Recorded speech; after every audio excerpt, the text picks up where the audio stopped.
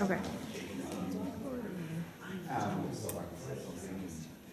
So I'm delighted that all of you are here tonight, today for this event, and thank you all for coming. I wanted to set the context and introduce our speaker, Christopher Lehman.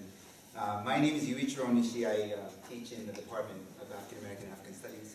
I also in the program in Asian American Studies I teach here. But I also need to thank several partners that helped to put together this event. Of course, first and foremost, the Institute for Advanced Study for hosting this event. Two in particular, Christina Collins, and they're not here, but Karen Kinoshita were very superb in doing the behind-the-scene work. I want to thank my colleagues, Catherine Squires and Keith Mays. They were the two conveners of the Institute for Advanced Studies collaborative called the Wellbeing in the Midwest African Diaspora. And out of that, we were able to again put together this event. I also want to thank my chair, the Department of African American African Studies, Tadeo Keiji, along with colleagues in another collaborative, IAS, Institute for Advanced Studies collaborative called Heritage, and also Race, Indigeneity, Gender, Sexuality Studies initiative, which is housed within the College of Liberal Arts. So all of these partners have come together to put together the event. I also wanted to now sort of introduce Professor Lehman. He's a professor and chair of Ethnic and Women's Studies at St. Cloud, is it State University? Yes. St. Cloud State University. I didn't know, but his publication is actually quite wide-ranging, and he's published several books in the area of race and popular culture. And I just want to mention the titles of the work. Animated Cartoons of the Vietnam War Era, A Critical History of Soul Train on Television, as well as the colored cartoon, Black Presentation in American Animated Short Films from 1907 and 1954. He's also the author of Slavery in Upper Mississippi Valley, 1787 to 1865, A History of Human Bondage in Illinois, Iowa, and Minnesota. And then lastly, the book, the most recent one, I believe, is called the Power, Politics, and the Decline of the Civil Rights Movement, A Fragile Coalition, from 1967 to 1973. So he's quite prolific. He's written several books. He received his PhD in African American Studies at the University of Minnesota, Massachusetts Amherst, one of the premier PhD granting African American Studies program in the country. Today's talk is titled Tracing Slavery Where We Are at the University of Minnesota and the Wealth from Slave Labor. This little known history, I didn't know anything about it until I come across an article in the Star Tribune several months ago, and also Christopher also contacted me as well to share with me the article. I only have limited copies, but if you're interested, the article that sort of makes visible again the university's ties with the University of Minnesota's ties with slavery. And I have a copy, 15 copies there up front. This issue of relationship between American higher education and slavery I think it's really a critical, important one. And many of you are aware, but a host of universities across the country, particularly the northern universities, from Brown, Rutgers, now most recently Columbia University, have sort of taken on initiative to dig deep into the institution's ties with the past. And I think their engagement with the past, and I was talking to Christopher about this earlier, I think it has little to do with actually attribution of guilt, or much less sort of fermentation of resentment or sense of victimization, although sometimes the officials would take it that way whenever the case of slavery and institutions' ties come to the fore. And I wanted to bring Christopher in part because I think it's important for the institution to address matters of justice and responsibility, in times like these.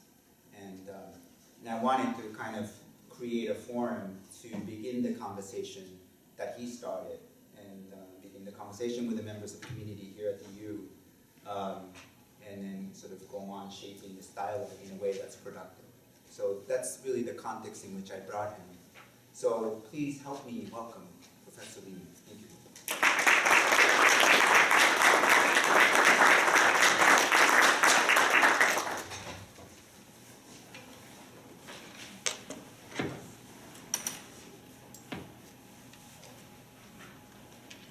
Can everyone hear me well? Okay. Well, thank you for that introduction. Thank all of you for being here today. I'd also like to thank the IAS Heritage Collaborative, the Wellbeing in the Midwest African Diaspora Collective, the Department of African American and African Studies, and the Race, Indigeneity, Gender, and Sexuality Initiative for facilitating this event. I also thank Mark Penalty of the Social Concerns Committee, Yuichiro Bishi, Keith Mays, Rose Brewer, Jim Patino, Catherine Squires, and many others for their encouragement of my research. And in their absences, I thank my family, especially my wife Santa, for their support too. I am here to talk about the University of Minnesota's relationships with holders of African American slaves during the period of legal slavery in the United States. Most of my presentation refers to my article, Brought to Light, which appeared in Hennepin History magazine last summer and discussed the slaveholders' financial contribution to the university. First, I should describe my methodology, or how I go about my studies. Whenever I conduct research of any kind, my goal is based on a statement by the fictional character Don Draper of the television show Mad Men. He was an executive for an advertising agency, and he said, "If you don't like what's being said, change the conversation." 14 years ago, I heard someone in St. Cloud declare that the city was fine before African Americans came along. I wondered when that was, so I started looking for the answer. I learned that the first African Americans arrived there in 1857. 1857. So that led me to think, wow, this person has been alive a long time to remember that. So I obviously did not like what that person had said, and I knew I had to change that conversation. When I learned that those first African Americans in St. Cloud were slaves, I wanted to know how many more slaves lived in Minnesota, and what their names were, and who held them in captivity. Then about 2 years ago, I read Ta-Nehisi Coates' article, The Case for Reparations, in The Atlantic magazine. And then I read Craig Stephen Walder's book, Ebony and Ivy. Both writings discussed the need for American citizens to know just how much of their nation's wealth resulted from the blood and sweat of unfree African Americans. These works inspired me to move beyond finding names of slaves and move towards tracing how slaveholders in the South spent their slave-generated wealth in Minnesota. This approach is best summed up by the character Deep Throat of the movie All the President's Men, who told reporters Carl Bernstein and Bob Woodward, investigating the Watergate scandal, to follow the money. So for over a year, I've been following the money. I've traveled to several counties in Minnesota just to visit the recorder's office in each county. I've spent hours combing through volumes of deeds written during the years before legal slavery ended in this country in 1865. Whenever I come across the name of a Southerner who purchased real estate, I write down that person's name and hometown. And after I return home for the day, I go online to Ancestry.com or FamilySearch.org, and I look up census information on each Southerner to see if he or she held any slaves. If any of them did, and usually at least one did, I draft a brief article about slaveholders who owned land in the county, and I send it to the county's Historical Society for possible publication in its newsletter. The sheer number of slaveholders I've successfully traced leads me to agree with something Malcolm X once said about the South. He said, "When I speak of the South, I mean south of Canada. Everywhere in the United States is the South."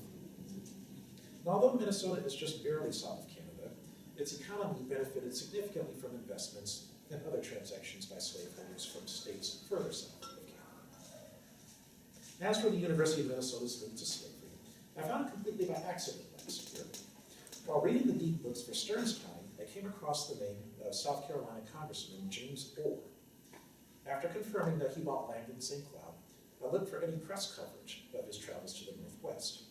It was then that I found a newspaper article that mentioned both Orr and William Aiken Jr., a former South Carolina governor and congressman, visiting Minnesota in the summer of 1857. I immediately looked for more newspaper articles that mentioned Aiken, and I found a few that reported the loan that he made to the University of Minnesota. I then searched for government documents to confirm the loan, and several state reports from regions about the university acknowledged that he had made the loan. I then checked to see if he had ever held slaves, and I saw that he kept over 700 of them. Aiken lived in Charleston, South Carolina, and he made his fortune by holding slaves to cultivate rice. This labor required African Americans to spend long hours in either a tidewater marsh or a timber-filled swamp, and they were susceptible to tuberculosis, yellow fever, and malaria while performing their work. At different times of the year, they cleared swamps, dug ditches, prepared fields for rice cultivation, harvested rice, beat grain from the rice stalks with sticks, separated the rice from the stalks with fanning baskets, and used a mortar and pestle to husk the rice. It was highly skilled and complicated labor, and they did the work while also enduring the mosquitoes swarming the swamps, burning in the oppressively hot South Carolina summers, and emotionally processing the auctions and the splitting of famines. The size and the productivity of Aiken's unfree workforce made him so much money that he was able to loan over $10,000 to the University of Minnesota during his stay in the Twin Cities. Almost all of his slaves lived and worked on Jehosi, an island in the South Edisto River in South Carolina. And then about 20 lived and worked at Aiken's urban estate in Charleston. American Agriculturalist magazine reported in 1850 that Aiken made $25,000 in average yearly sales of rice from Jehosi, and average yearly expenses for the plantation were $10,000. He held $210,000 worth of slaves on the island, and he provided 84 wooden houses for the 700 slaves there. He tended to end their workdays in the early afternoon to give them time to conduct their own personal farming, and he provided a hospital and a church on the island. Their weekly food rations were a half bushel of sweet potatoes, 6 quarts of either corn or rice, and at least 2 meals worth of either beef, pork, or mutton. Annually, men received 2 shirts and trousers, and women received 4 dresses. According to American Agriculturalist, Aiken wanted these provisions to keep the slaves working efficiently and to minimize the use of whippings to discipline them. Solon Robinson visited Aiken at Jehosi at the time, and he remarked, "I fully believe that he is more concerned to make his people comfortable and happy than he is to make them money." Indeed, the desire to avoid confrontation characterized Aiken's time in Congress. He was well liked in the House of Representatives. The Washington Star newspaper reported in September 1856 that his habit of refraining from mingling unnecessarily in political controversy in the hall has contributed greatly to strengthen the remarkable personal popularity he enjoys among his fellow members, which we believe to be greater than that enjoyed by any other gentleman either of the House or the Senate. The press also referred to him as the richest congressman currently in office. However, his personal likability and wealth had their limits, and they did not help him ascend further in Congress. He failed in his bid for Speaker of the House that year, and he decided not to run for another term in Congress. So when he made his trip to Minnesota in the summer of 1857, it was during his first year out of political office after a long career in government service. What did his loan mean to the University of Minnesota? In 1857, the institution had been closed for 3 years, after having been open for only 3 years, and its one campus building was in rundown shape. Fortunately, Aiken's contribution gave the university enough money to reopen in early 1858, only a few months after the slaveholders' visit. In fact, an 1869 issue of the Minnesota Teacher and Journal of Education recalled that Aiken's loan had allowed Minnesota to mortgage the university's building and grounds. A local newspaper predicted of the campus building, "This edifice will be one of the most magnificent granite structures in the whole Northwest." The territory hired faculty, and classes resumed. To be sure, Aiken's loan was 1/10 of the money that the institution received in loans from all of the benefactors. According to the university's current chief investment officer, Stuart Mason, Aiken's loan amounted to $13,000, and the university received a total of $125,000 in bonds. However, in today's economy, Aiken's contribution would be $500,000, or $500,000. To give you a sense of how much that is to the university, I recently asked an administrator at St. Cloud State University if the building where I worked could be renamed. Until 9 years ago, the building was the business building because the business school was housed there. And the school moved to another building. My department and 2 others moved into the abandoned location. But the university renamed the facility the 51 building. It is the subject of countless Area 51 jokes. And I do not know a single colleague who likes the name. Jimmy Patino can probably vouch for this. But when I asked the administrator about a different name for the building, his response was, well, can you give $25,000? So, by that standard, $500,000 would allow me to rename 20 campus buildings. In 1857, Aiken's generous gesture received a mixed reaction. Some applauded it, declaring that such transactions were crucial to both the free North and the slave-holding South getting along with each other. Others saw the loan as an attempt by slaveholders to spread their power, if not slavery itself, beyond the South. They noted that if slavery was so good in the South, why did slaveholders need to extend it to the Northwest? It did not help that 1857 was the year that the Supreme Court's Dred Scott decision legalized slavery in the territories. Scott lived in the slave state of Missouri, but he sued for his freedom because of his previous years of residency in a free territory. Some of those years included his master's appointment at Fort Snelling. Courts in Missouri ruled against him, but he appealed his case to the U.S. Supreme Court. Unfortunately, that court ruled against him too. In so doing, the court declared that a slaveholder could take his or her slave to any territory without having to free that slave. Chief Justice Roger Taney explained, "We are satisfied, upon a careful examination of all the cases decided in the state courts in Missouri referred to, that it is now firmly settled by the decisions of the highest court in the state that Scott and his family, upon their return, were not free, but were, by the laws of Missouri, the property of the defendant, and that the Circuit Court of the United States had no jurisdiction, and by the laws of the state, the plaintiff was a slave and not a citizen. A slave and not a citizen." Minnesota was not yet a state at the time, so the Supreme Court's verdict applied to Minnesota too. Minnesotans were united in their determination to enter the Union in a free state, or as a free state, and they eventually did in May 1858. But in the meantime, they were bitterly divided over the legality and the ethics of the Dred Scott decision. So divided were they that each political party, the pro-Dred Democrats and the anti-Dred Republicans, held separate conventions to draft a state constitution. Supporters accused opponents of wanting too many rights for African Americans, and in fact they called them Black Republicans as an insult. Opponents accused supporters of wanting Minnesota to become a slave state because of their agreement with Dred Scott's extension of slavery over Northwestern territories. This divisiveness was a long time in the making. Minnesota Territory was established in 1849, and its residents declared it a free territory from the start.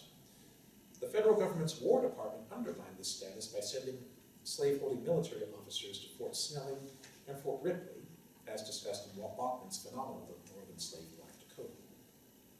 In addition, in 1853, President Franklin Pierce appointed a slaveholding Virginian named Joseph Travis Rosser to Minnesota to serve as Territorial Secretary, which was the equivalent of Lieutenant Governor. Yes, you heard correctly. A slaveholder was a heartbeat away from becoming Minnesota's governor. And he actually served as acting governor whenever Governor Willis Gorman was out of the territory.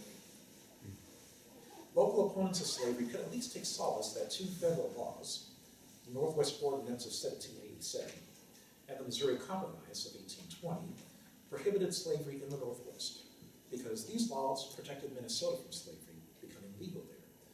But then the federal government backpedaled on its own laws. In 1854, Congress passed the Kansas-Nebraska Act, which allowed territories to decide for themselves whether to enter the Union as slave states or free states. Minnesotans were cautious about the law's ramifications for their territory, but at least one person was optimistic that Minnesota would remain a free territory. An employee of the local land agency, Tracy and Farnham, said, "We hear of quite a number of slaveholders who contemplate moving to Minnesota.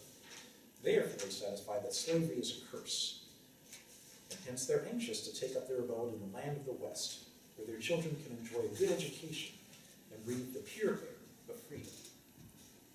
On the other hand, recent advancements in steamboat travel allowed Southerners to sail up the Mississippi River to visit Minnesota, and some people openly worried that if too many Southerners came northwest permanently, they could make Minnesota a slave state. That year, an editorial in the Daily Minnesotan read, "We have no very great fears that slavery will ever gain a foothold in Minnesota as a state institution. Should 1,000 slaves be held within our borders while we are a territory, they might all have to be carried back to old Virginia or some other genial quarter after the formation of our state constitution. But under our present rulers, we believe slavery can exist west of the Mississippi while we are a territory." It concluded that Minnesota should raise her voice in concert with the free states of the North in condemning the treachery of those who have broken down the barriers of the Missouri Compromise. Moreover, these concerns were not restricted to Minnesotans. In Hartford, Connecticut, a judge from New York warned in a speech about slaveholders moving to the West, "Slavery will go wherever there is no positive law to put it down. Slavery will go into Nebraska and into Minnesota if laws do not forbid it. The climate is no protection." Ultimately, the judge proved correct. In March 1857, the Dred Scott decision legalized slavery in Minnesota before locals could decide about it. And the feared influx of Southern visitors to Minnesota resulted that summer. Aiken and his loan to the university were part of that influx. The University of Minnesota did not stay reopened for long in 1858. Rather, it closed again after only 6 months. While it was shuttered, its only building fell again into disrepair. As one newspaper put it, "This costly structure is going to ruin, no care being taken of the premises, all the doors being wide open, and the snow has drifted into the building and melts on warm days through the floors." The institution was also a victim of poor timing because it had reopened only a few months after an economic downturn struck the nation, the Panic of 1857. The nation had not yet recovered fully from the panic when the university opened in 1858. Also, the panic caused values of land investment in Minnesota to plummet, and fewer Southerners came to the state to buy real estate after 1857. On the other hand, Minnesota remained a tourist attraction, and Southerners continued to travel to the hotels there with their slaves for vacations. After Minnesota became a free state, locals who wanted slaveholders' business found a legal loophole to allow their Southern clients to continue bringing slaves on holidays to the Northwest. Accordingly, as long as slaves were within Minnesota's borders, they were free. While here, they should not be harassed by anti-slavery locals, pushing them to leave their masters behind and fully exercise their freedom. If, however, they chose to go back to their families and communities in the South as slaves when the master's vacation ended, no Minnesotan would stand in their way. In other words, any slaves wanting freedom in Minnesota were on their own to pursue it, and there was no free African-American community in Minnesota to which they could transition. Therefore, the so-called freed people went back down the Mississippi with their former masters and became their legal slaves again. Meanwhile, the University of Minnesota still owed money to Aiken, but local public opinion about Southern influence in the state took a turn for the worse. In the year 1860, state legislators in both the House and the Senate proposed bills to legalize slavery for tourists during the annual tourism season, but both bills failed. Later that year, a Mississippi slave in Minnesota on her master's holiday petitioned for her freedom, and a district judge granted it. That slave was Eliza Winston. The owner of the Hotel Winslow House, where master and slave were staying, had unsuccessfully tried to stop the emancipation. He reportedly yelled, "If the owner wants to have that nigger, let him say the word and he shall have her. There are plenty of us ready to take her." Again, this statement came from the hotel proprietor in Minnesota, not one of the Southern guests. Immediately after the judge's decision, slaveholders left the state's hotels in droves, and some Southerners considered the verdict a hostile act to them. The Jackson, Mississippian newspaper called the decision an outrage. The Vacationer in St. Paul similarly warned readers of a Louisville, Kentucky newspaper, "There exists here a deep-seated hostility to the South and its institutions." He then cautioned, "Southern men should begin to prepare themselves for the irrepressible conflict which I believe lies but a brief distance in the future." His prophecy proved correct, for only a few months later, the War of Northern Aggression, the Civil War, erupted. At the time, the University of Minnesota was still closed, and it continued to hemorrhage debt. In January 1862, Minnesota Governor Alexander Ramsey mentioned the institution's debt specifically in his address to legislators. He stated, "The affairs of the university will demand your attention." He called for a commission with full power and authority to transfer the lands and property of the university in payment of its debts. By then, Minnesota was a Union state in the Civil War, and Ramsey blamed human slavery for the war, calling it the undoubted cause of all our troubles. He also acknowledged that some Southerners still own property in Minnesota, and he called for a law to prevent rebels from using their property to harm the Union. And that proposal, and Aiken's residence in the Confederate state of South Carolina, provided the University of Minnesota a way out of its debt to Aiken. Minnesota State Senator James Smith Jr. introduced a bill in which the state would prohibit residents of Confederate states from suing in Minnesota courts. This bill, the Rebellion Act, passed in February 1862, and for some observers, the new law's effect on Aiken's loan was foremost on their minds.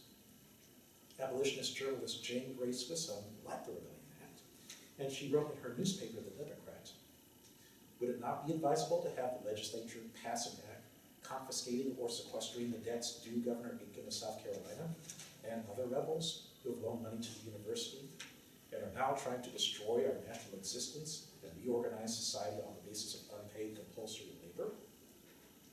The crisis newspaper of Ohio simply but wryly acknowledged, "That is the way to pay old debts." The university's Board of Regents report that year also suggested that the institution no longer owed Aiken. It said of the $15,000 in total bonds for benefactors, 8,000 were held prior to the present rebellion by ex-Governor Aiken of South Carolina, implying that now that the act has become law, that the university no longer owes the money to Aiken.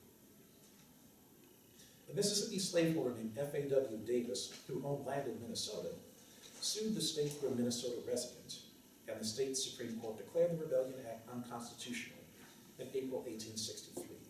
Nevertheless, Aiken's loan remained unpaid, and still remains so today. Aiken continued to hold slaves through nearly all the war's duration. He had initially opposed secession, but ultimately lent his support to the Confederacy. On November 28, 1863, he hosted Confederate President Jefferson Davis in his home. Mary Boykin Chestnut wrote at the time in her diary about Aiken's slaves, describing them as those old gray-haired darkies and their noiseless automatic service, the result of finished training, where your own servants think for you. They know your ways and your wants. They save you all responsibility, even in matters of your own ease and well-doing. The visit provided a bright spot to a month that also saw a loss of investment. Charleston's newspaper reported days earlier the following. A Negro man named Hezekiah, or Kaya, was stolen from the camp of the Chiraw and Coalfields Railroad Company. The Negro belongs to Governor Aiken. Finally, in 1865, defeat came to Aiken. He freed all of his slaves, but the Union Army confiscated his Jehosi plantation and settled free African Americans on the land. Before the end of the year, the Army returned the plantation to him, but he struggled to convince his ex-slaves to work for him. Some of them did, however, and he kept his estates at Jehosi and Charleston in operation until his death in 1887.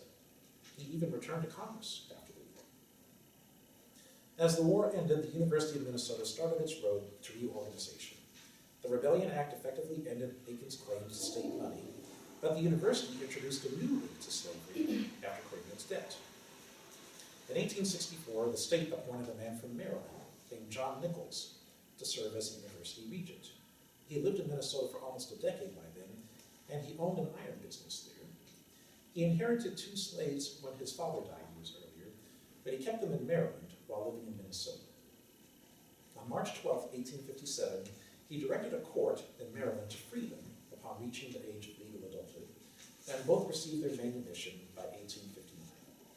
As a result, Nichols did not hold slaves when he became a regent at the University of Minnesota, and he and 2 other regents worked together over the next 3 years to reopen the institution. While serving as a regent, he also won a position in the state senate. And the community of Nichols, in the city of Egan, is named after this former slaveholder. Who were his two slaves? The first one he freed was a woman named Margaret Downs. According to the Caroline County, Maryland Circuit Court, she was 31 years old in 1857, and Nichols stipulated that she be free on New Year's Day, 1858. Her manumission papers describe her as 5'3", mulatto, with a mark on her right wrist. After her emancipation, she worked as a live-in domestic servant for a man named Thomas Charles in Caroline County. Nichols' other slave was a man named Alexander Ross, the grandson of the slave that Nichols' father had freed back in 1798. Ross was 30 years old in 1857. The Caroline County Circuit Court describes him as 5'8" with chestnut skin, and he wore a scar on his right hand from a cut by a knife. He was freed in January 1859, as Nichols had wished. Upon his freedom, he and his wife and children established their own household in Caroline County, and he worked as a laborer into the 1880s. As for Nichols, he remained in Minnesota until his death in 1873, and various writings about the university in the years since then have mentioned his service to the institution.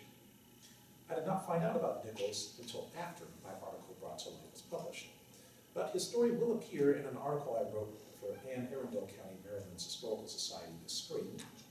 He will also appear in an article in the fall 2017 issue of Minnesota History magazine.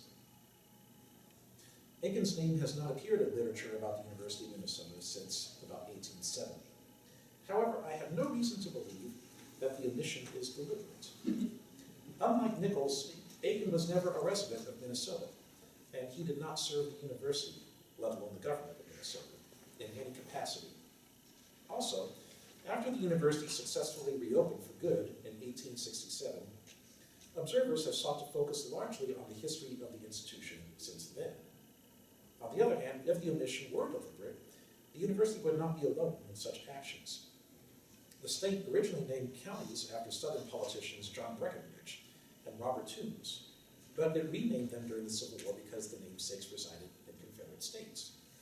A similar omission concerning Jane Grey Swisshelm complicates the historical narrative of her abolitionism.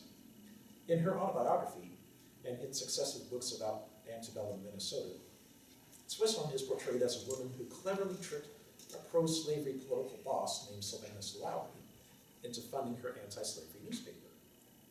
But consistently overlooked is the fact that Lowry owned the land comprising the northern third of St. Cloud, and that he sold thousands of dollars of that land to Southern slaveholders in 1855 and 1856. Consequently, that money from slaveholders went to Swisshelm's newspaper when Lowry granted her request. The fact that money from slave labor helped to establish Minnesota's foremost abolitionist periodical shows the extent to which the virus of the slave economy infected Minnesota's economy. The slave economy was the proverbial elephant in the room whenever people discussed Southerners' financial interest in Minnesota. When that angry vacationer wrote about the South and its institutions, it did not specify that slavery was one of the institutions, if not the only institution, he meant to address. Whenever Southerners went on vacation in Minnesota, local newspapers politely referred to accompanying slaves as servants. Even Swisshelm's abolitionist newspaper did so. Whenever wealthy Southerners bought multiple lots of land, no reporter dared to reveal exactly how they had the money to make the large purchases. Indeed, Aiken already had a reputation as one of the richest congressmen and the owner of one of the South's richest plantations by 1857. Yet when he loaned over $10,000 to the University of Minnesota, no one brought up the source of the money. It was almost as if Aiken was somehow able to make money appear by magic or out of thin air. With so much silence about slavery before and after Minnesota became a free state, the silence in the years since emancipation are merely par for the course. For example, the publications before 1870 that do discuss Aiken's loan consistently neglect to mention his holding of over 700 slaves. As a result, they do not explicitly tie the funding of the university to wealth from unfree African-American labor. Such disclosures are important because they bring Minnesota's dependence on the slave economy front and center to the state's historical conversation. Moreover, the story about the loan lets us know that Aiken did not have to bring a single one of his 700 slaves to Minnesota for the state, and specifically the University of Minnesota, to rely on his plantation profits for almost 5 years. The story of slavery in Minnesota, therefore, is about more than the sporadic accounts about slaves who spent short amounts of time on Minnesota soil and then tried to be free. The story is also about countless unfree African Americans that Minnesotans never saw, but still indirectly exploited for their own interests.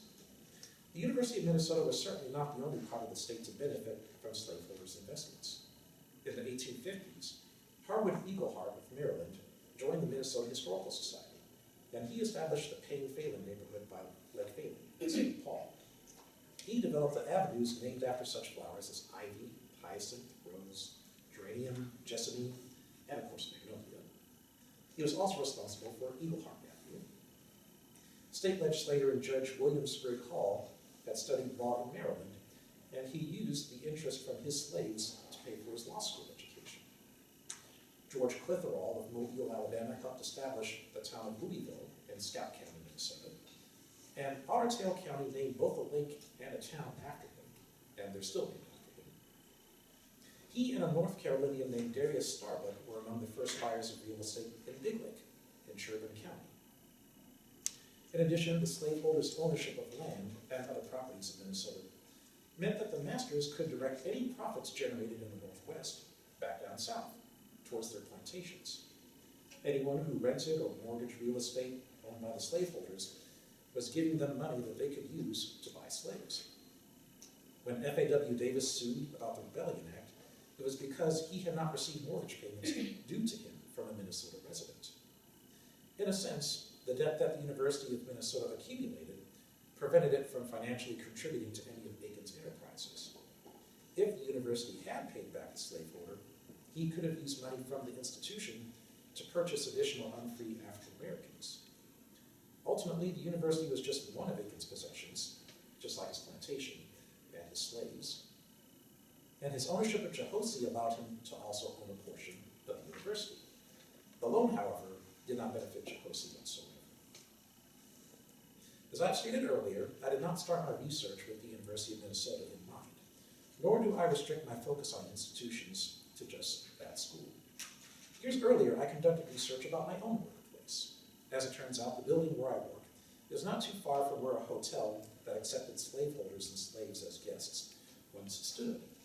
In fact, right outside that hotel in 1857, a small riot took place because some local people tried unsuccessfully to free a slave from the slaveholder. I convinced the university to acknowledge this history whenever the archivist gives historical tours of the campus. So, even in this state, an academic institution is willing to admit slavery's influence upon it. The precedent has been set. With the article brought to light, I hope to at least change the conversation about the University of Minnesota's history by bringing Aiken's loan back to prominence and by highlighting his holding of slaves. The university's Social Concerns Committee graciously invited me to speak about my findings at their meeting this past September. We had a 15-minute cordial discussion, and the committee members attentively heard my assessment of the loan and my suggestions for the university's handling of that history. Their questions and concerns were politely delivered, and I hope that I return the politeness with my responses. Ultimately, the committee as a whole decided not to pursue further discussion of the matter, and the conversation appeared to be at an end. Fortunately, university faculty invited me here this afternoon, and I'm grateful to continue the discussion with you at your institution. The University of Minnesota has an opportunity to actively join a small but growing number of colleges and universities facing similar situations. Across the country, other institutions with even deeper roots in slavery have set precedents in publicly coming to terms with these roots. Last week, Yale University renamed a college that had formerly borne the name of slaveholder John C. Calhoun. The university's president remarked that Calhoun's legacy as a white supremacist and a national leader who passionately promoted slavery as a positive good fundamentally conflicts with Yale's mission and values. Last month, professors at Columbia University revealed that their workplace had once facilitated the buying and selling of slaves, had lent money from its endowment fund to slaveholding alumni, and hired slaveholders as high-ranking administrators. Last year, Harvard University placed a plaque on its campus to honor 4 slaves who had been held by previous presidents of the institution. Meanwhile, Georgetown University established a scholarship for descendants of 272 slaves sold to help pay school expenses. The conversation about the University of Minnesota and Aiken's loan can expand beyond the university and myself. The university can reach out to Aiken's descendants and talk to them about the loan. The university can also try to find descendants of Aiken's slaves and tell them about how the work of their ancestors produced some of the wealth that made the institution possible. When Ta-Nehisi Coates described reparations to journalist Bill Moyers in the fall of 2014, the author clarified that reparations did not constitute white people writing black people a check. Instead, it meant the country's openness and honesty about its history.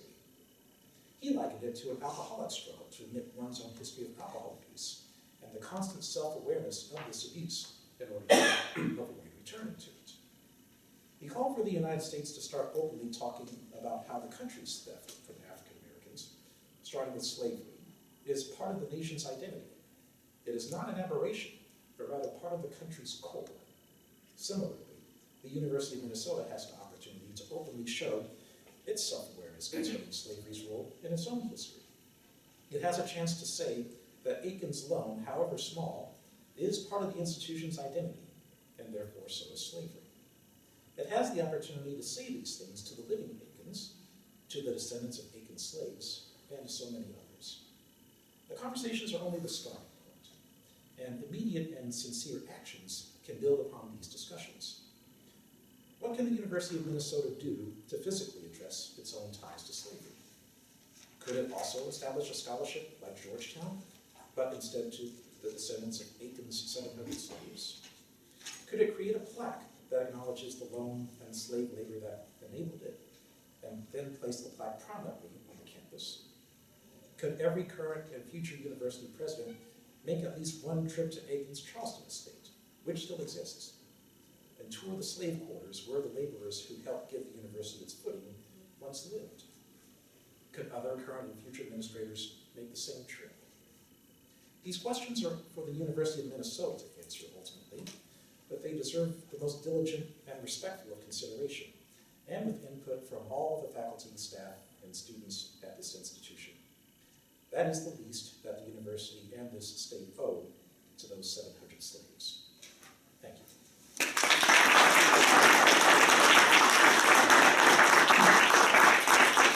Just open up for a question. You want to feed from the facility? Oh, yeah? Yes, I'll take any questions or comments at this time. Yes. Thank you. That's an excellent presentation. I have 2 questions. One is, you went through the land records from the 1850s and 1840s, in the county records, and they identified the purchasers of property and gave their home addresses, or? Yes, in different county deed recorder's offices, what I would find is the name of the person selling the land and the name of the person buying the land. And each listing would list which county, which state the buyers and the sellers came from. So whenever the name of a buyer was from a southern county and state, I would write down the name of the person, the name of the county, the name of the state, and then I would go on Ancestry.com to the slave schedules of 1850 to 1860 to see if they were listed as owning any slaves. And then if they did, then I knew I could mark that person as a slaveholder who owned property in Minnesota. How many counties in Minnesota did you write to with the references to the Historical Society? Well, I've written to a couple, and I've visited quite a few.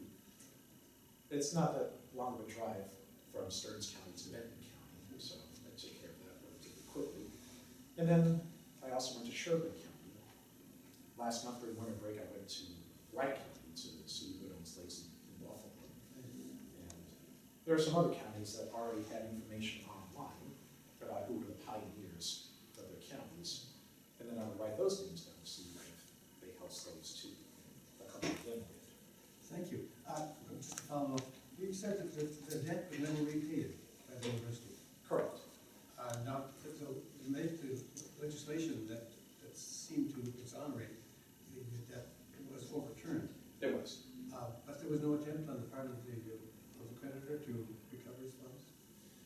couple of administrators, after I had met with the Social Concerns Committee, found that the university had tried to reach out to Aiken. I don't know what the content of that correspondence was, but there was at least one attempt to reach out to Aiken. But I don't think the loan was repaid. How about the other bondholders, the other 90%, were they repaid? I have no idea. I only know that at some point the university felt that it didn't have to repay Aiken because the Rebellion Act prohibited Aiken from going to court in Minnesota. Sure. Yes, sir. Yeah, a couple questions. One is, do you have any sense of the value of tourism, southern tourism to the state? And do you have any sense of the value of the slave or slave labor related to that $10,000, $15,000?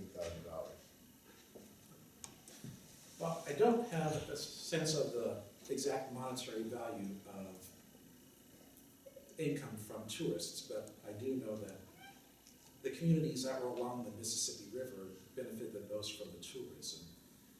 And that's why there were two people who tried in 1860 to make slavery legal just for the tourists, because they wanted to have a guarantee that the slaveholders would not feel threatened by Minnesota being a free state. And that's why they went through all sorts of mental gymnastics to try to see if slavery could still be legal in a free state. So that's why they would say, well, they're in Minnesota, so technically they're free. If they go back into slavery when the vacation's over, that's not my fault. They're deciding that themselves. But I call Minnesota nice slavery.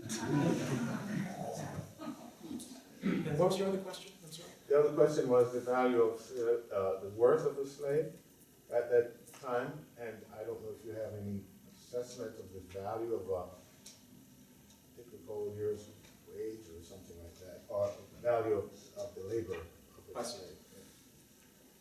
Well, from my understanding, a slave who was between the ages of adolescence and their 30s would be worth the most money. And I think in the 1850s, that would easily be between $800 and $1,000. I'm sort of an amateur genealogist. I've been working on my family tree for about a decade. And I was able to find some court records, some probate court records, about people who owned my ancestors. So whenever someone would die, all their property would be listed by the court, and their property would include people. So I've been able to trace different great-great and great-great-great-grandfathers who were priced at $800 or so before they were sold to somebody else. So $800 to $1,000 for people who are from their teens to their 30s. After that, the value goes down, and I think once a person is considered elderly, then they would be worth $100 to $200. And then on the other end, babies and minors would be worth anywhere from $100 to about $500 because they're not strong enough to work yet, but someday they will be. Yes, sir. So I read the minutes from your meeting with the Social Concerns Committee. Yes. And a couple of things struck me. One, the methodology and your process that you talked about here wasn't included. You know, it was basically you came to talk, but there was no sense of what you presented. Yes. And then there was what I consider, I wasn't there, but mostly rebuttal from university's chief investment officer and university historian, kind of rebutting what you had shared. And then I think at least one faculty member, it seemed like, was not happy with how the discussion went. Correct. And that may just be my own interpretation. So my question is, one, did you leave that meeting with a sense of, it's like, oh, thank you for bringing this to our attention, or this is not correct? You know, how would you characterize your sense of the discussion while you were there? Well, in the meeting that I attended in September, I had gotten the sense that I had started a conversation with the university. And it was my hope that the conversation would continue in some capacity, whether the Social Concerns Committee would continue it with me or whether they would continue with someone else at the university. But in the meeting that happened the following month in October, I was not present for, so I didn't hear them talking about my work and whatever issues they had with them. And the minutes I read may have been from the meeting that you and I had as well. It sounds like that's what they were. And what I heard from someone who was at that meeting was that the people who brought up the issues were not debating the actual information I presented. They were just debating about what the university should do with them, or if the university should do anything with that. And ultimately, that committee decided not to continue the conversation further. Is that pretty accurate, Mark? Yeah. Okay. Yes, ma'am. Yeah, I read a book a while ago about slaveholders who would go to Springfield, Ohio with their slaves and their female slaves. And it was really for vacations, and it was really to be able to freely have them as their mistress. And they would bring their males along as well. And as you were talking about, other slaveholders coming here for the summers, and I'm wondering, was that one of their main motivations for coming to Minnesota, to be able to freely interact with their slave mistresses? I suppose it depends on if I mean, you're I don't looking- know if you found that, if you didn't find it, I'm not asking you to speculate. Sure. If you found that at all in your research. I haven't found that as a particular motivation for the tourists. Largely, the people who had come to Minnesota did so either to buy land or to just be on vacation, or both. There wasn't a whole lot of interest among Minnesotans to buy any of the slaves from any of the tourists. So it wasn't about any economic interest that the slaveholders had in bringing the institution of slavery to Minnesota beyond having slaves catered to them all on vacation. And that was what, the book was about. So it wasn't like they were trying to infiltrate Ohio. It was just a place they could go and be free for the summer and then go back to the plantations. Right. Yeah, they would stay for a good 4 or 5 months in Minnesota. And their slaves would be with them. And usually it would be about 1 or 2 that would come from a plantation or the farm. So that would mean that if these are large slaveholders who are on vacation, then the slave that they brought with them is away from their family for almost half a year. So if you figure that in, and then again you figure Minnesota not having free black communities for people to transition into, other than whatever comes with being legally free, there wouldn't be much motivation to stay. And there'd be so much motivation to go back, however dreadful it might be to think about going back down the Mississippi River and being a slave again, but you'd be back in your community and back with your family. Yes? Yeah, thank you for your research. I want to go back to the social concerns reaction to your presentation. I think that just as most of the institutions that are recognizing some linkage, some greater than others, that it opens the door slightly, because all of these institutions are in communities that have oftentimes not had access to that institution, and I'm thinking of Columbia and its relationship to Harlem. Yes. And I can certainly say that of the institutions you mentioned, the University of Minnesota would not be outside of that reality. I mean, not only is that slavery link important, but we're on indigenous lands, Right. and who have a history of marginalization. So I think it's very interesting to me that the conversation has been sort of put aside. And I think it's going to take some leadership on the part of the folk who are interested in this, because it raises a bigger conversation that students on this campus have been having for a very long time.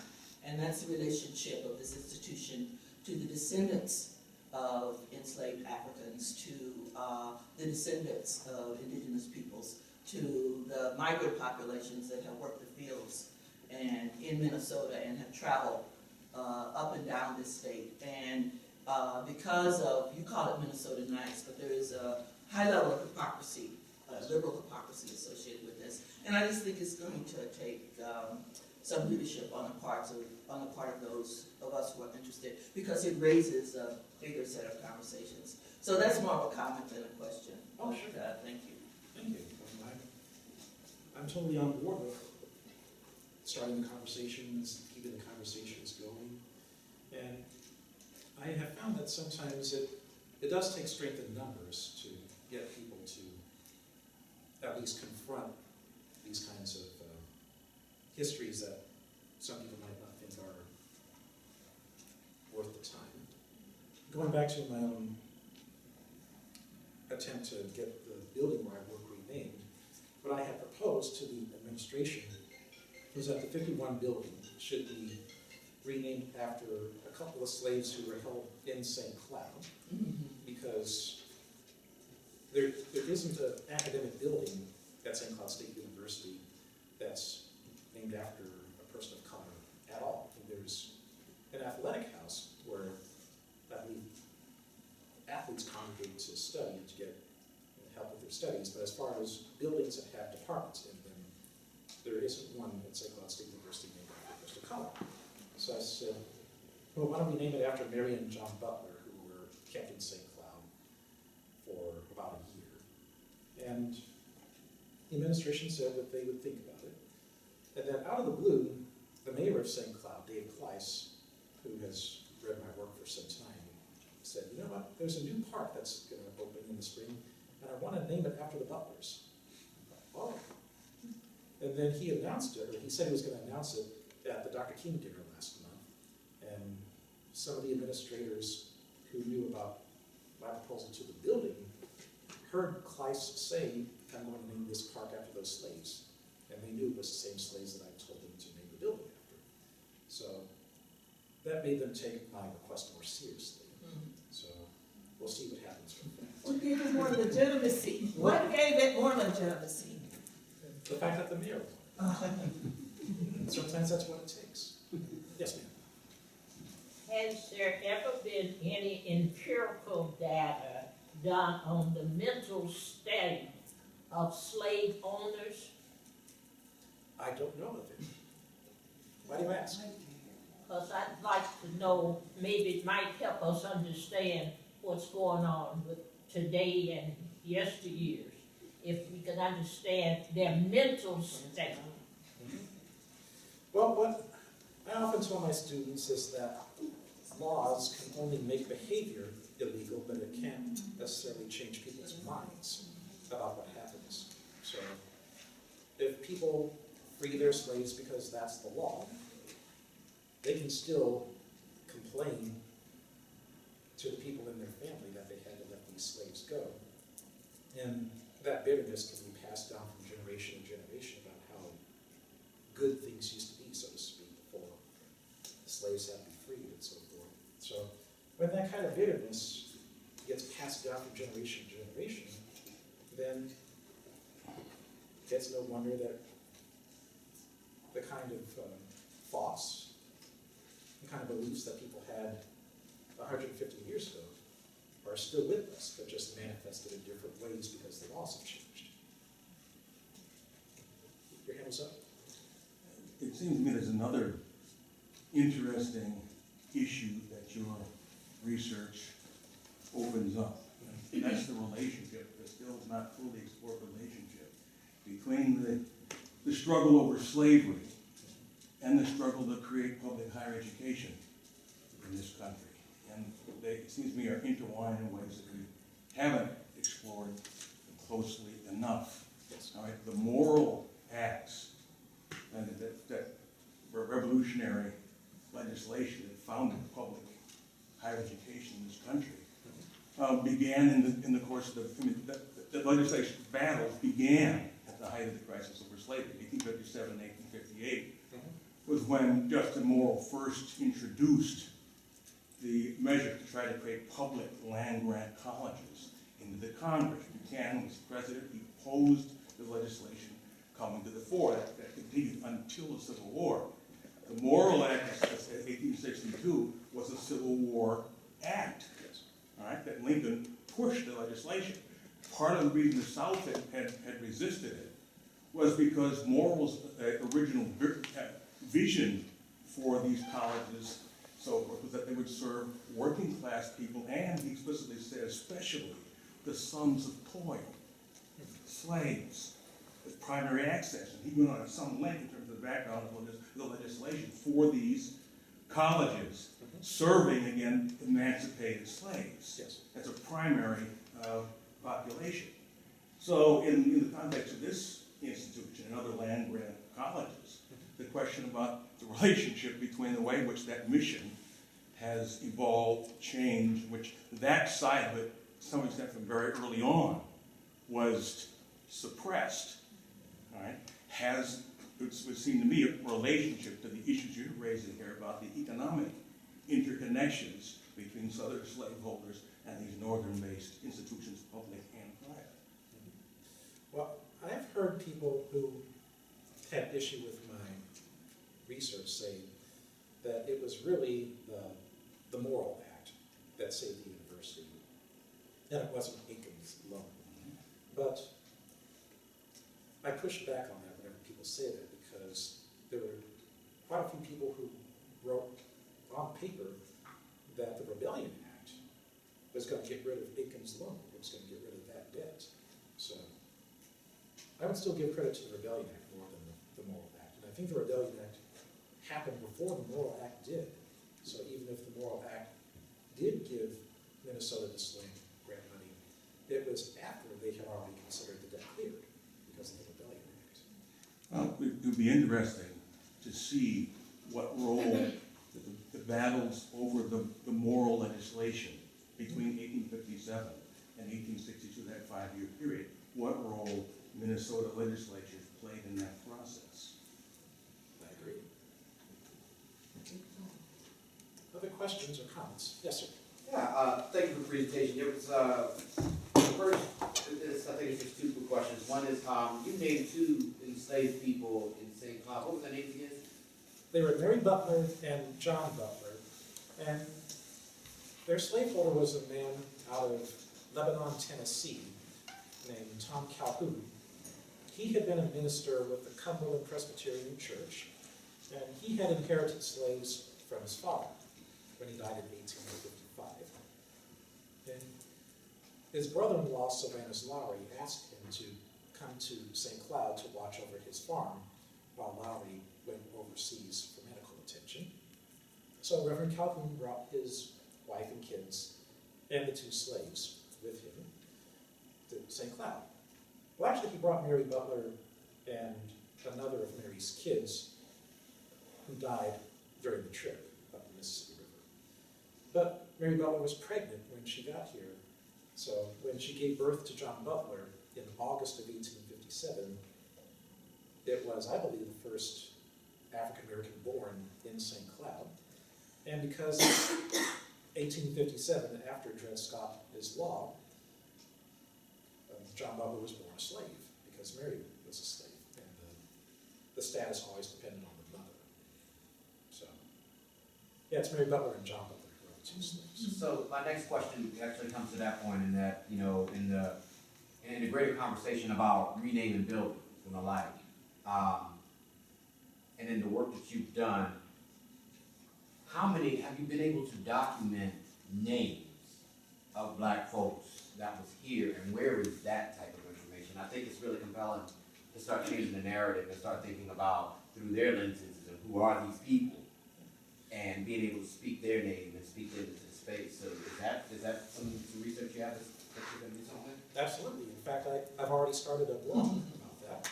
If you go to wordpress.com, I think.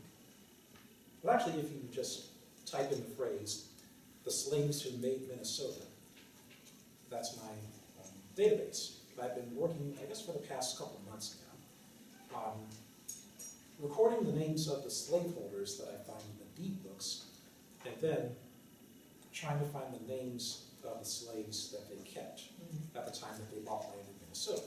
And whenever I find names, I add them to the database. And a couple of students have helped me with this as well for extra credit. But yeah, that's been my pet project, and I've been able to find, I think, somewhere around 25 to 30 slave holders. And I guess for about half of them, I've been able to find names of at least one or two slaves.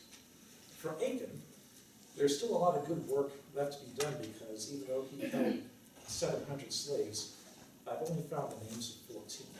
So there's still a long way to go. Okay, we'll talk. Yes, absolutely. Yes, sir.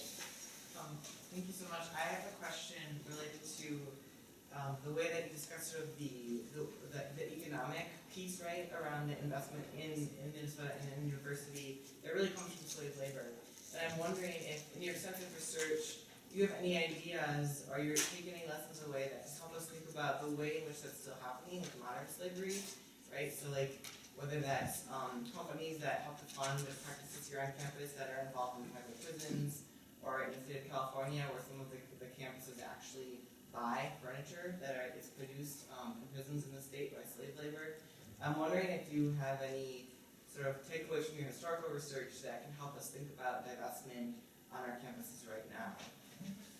Well, certainly the research that I've done has inspired me to think more consciously about the business practices of people who have corporate relations to institutions of higher learning. One thing that's happening at St. Cloud State right now is that we just signed a contract with a new food service provider, and that provider has brought Chick-fil-A to the student union. And so with all the LGBTQ controversy with that restaurant that is now on our campus. And so I'm aware of that. I also try to think of whether different businesses have been exploitive of their workforces, and if they should be called out as well whenever they do business with the university. So yeah, that's been on my mind quite a bit, actually. Yes? You mentioned a couple of times that from your research, it seems as though one of the reasons why slaves who did come here and who didn't seek their freedom here and so forth was because of the absence of a free black community in this context. And I wonder, I think you're certainly right in terms of any significant numbers, but there were small clusters of free black Minnesotans who attempted, who were in community building mode, as it were. And in fact, 1857, the year that Aiken came on this vacation, the first attempt to create a school for black children took place in St. Paul. And you may be aware of that, Moses Dixon. Yes. Okay. Who was a riverman, like other free blacks came up either through the Ohio River or the Mississippi River valleys and so forth, and began a school in St. Paul for black kids, again, who were barred from attending the other existing schools. Didn't last long. He ultimately went back down to Missouri and so forth. But he was part of a group of black and white conspirators involved with John Brown. And there were others linked in this circle, and some of them were members of Prince Hall Masonic lodges. And besides founding the school that Dixon did, he was also an organizer for the Prince Hall National Lodge and established the earliest black fraternal lodges in the state. That's also an underexplored side of this whole enterprise. But it's a fascinating mix again of what are still disconnected points of research.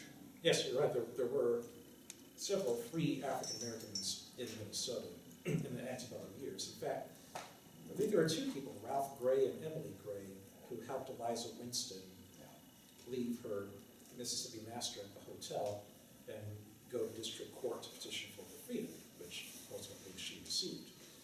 But from what I can recall from my research, despite the efforts that the Grays did to try to help Ms. Winston assimilate, at some point she decided on her own to go back to Mississippi, even after she had been declared free by the court in Minnesota. Yes, sir. You made a passing reference to this violent protest, I believe it was. Yes. That occurred where some people were trying to free some slaves. Yes. Is there any contemporaneous wisdom around the kind of social or spiritual DNA of people in that era who were activists, whether they had relationships with the local free blacks or they were part of some other group?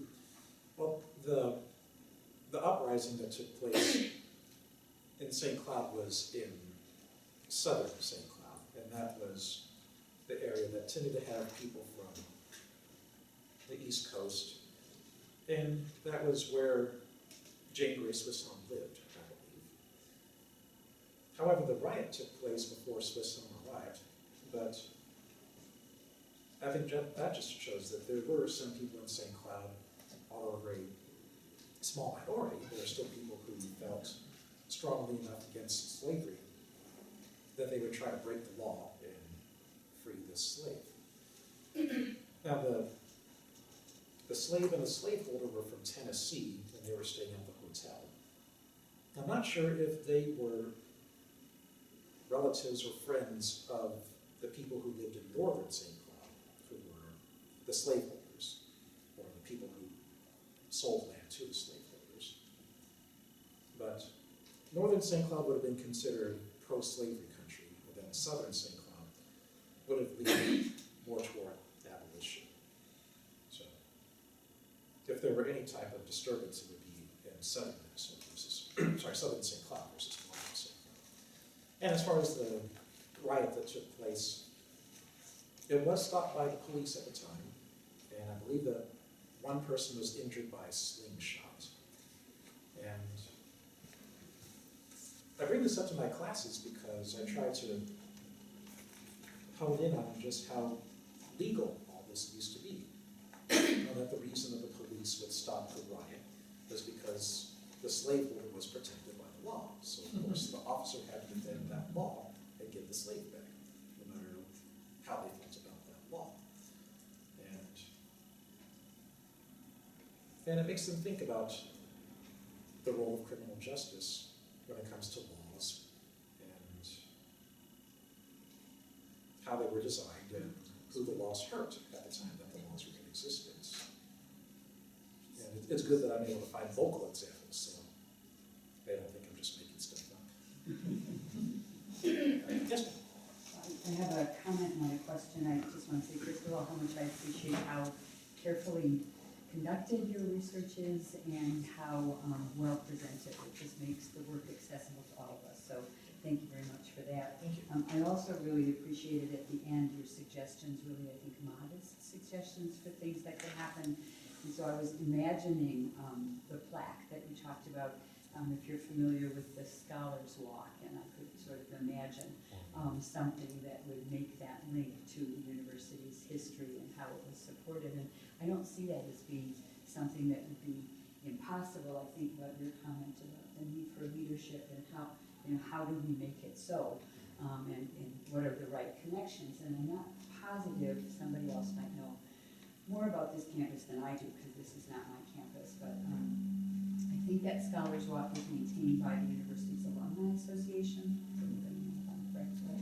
So I was just thinking about, sort of action out of your suggestions, and that would be one place. And then I was also thinking about a really natural link, it seems to me, to the Office of Equity and Diversity and Patrice Albert, who is the vice president for Equity and Diversity at the university. So it just seems like I'm not a member of the Social Concerns Committee, and I don't know where they landed or why, but it does seem to me that your arguments are compelling and legitimate, and it's probably not enough, but it would at least be a beginning to acknowledge that, so there could be some ideas for action.